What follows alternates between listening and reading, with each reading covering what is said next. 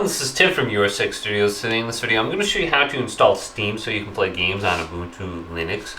So when you log in, go to the App Center on the left, indicated by the giant A, and just type in Steam. And Steam is going to be one of the default apps now on Linux, so it's very easy to download and get. So here's Steam, install it, let's go to the latest version, and type in your password for everything you do here on Linux.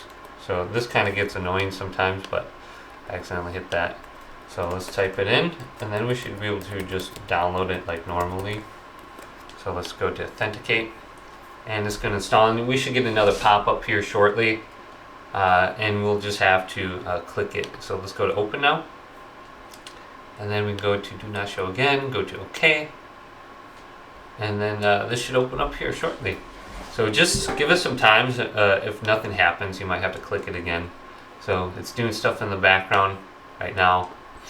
So that's probably what's not working for you. You just have to give it a little bit of time, and it should open up here very shortly. And if it doesn't, we can just try it again. We can uninstall it and try a different version maybe. We can try one of these different versions. So let's try it one more time, see if it works. And it's not opening up. So that's been my experience so far, and you just give it some time and it'll work. So let's go to Steam one more time. Let's see if we can get this to open up. Here it is. Open. Come on, Steam. Open. Otherwise we can go down to manage. There could be some sort of update. Looks like it's up to date. So we can click it open right here. And it's finally opening up, so you can see the progress. It's just unpacking stuff, and that's why it's just being really slow.